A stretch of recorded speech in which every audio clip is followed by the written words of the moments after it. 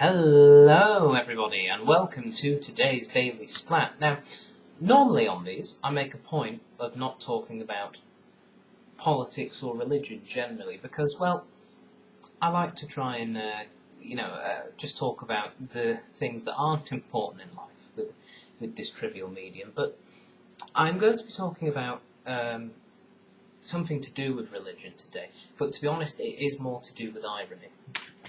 I just wanted to know what people thought of this. I was thinking earlier today at my job. I'm didn't have much to do.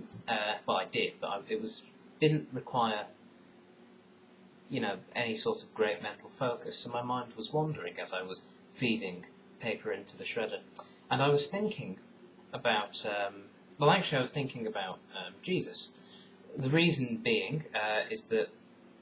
Amongst the various things that were being shredded were some old, leaflets that had been handed around by Jehovah's Witnesses type thing. So we were just getting rid of them because obviously we want to recycle the paper that isn't being used properly and stuff. So anyway, I was thinking about them as I was shredding various documents, and a thought occurred to me. I just wanted to know what everyone else thought. Jesus, this is how the Bible says it is anyway, so we'll just take it as read that this is how it went down. Jesus was obviously, the Son of God. He was also the son of Mary, and Mary was, wed to a man named Joseph, who was, I suppose, Jesus' stepdad in all of this. Now then, he was a carpenter.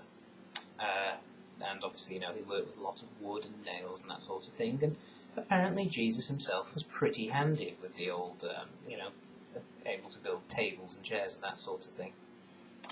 But Jesus would end up dying as a result of carpentry. He was obviously nailed to a cross. And that just strikes me as being, there's some sort of irony in there.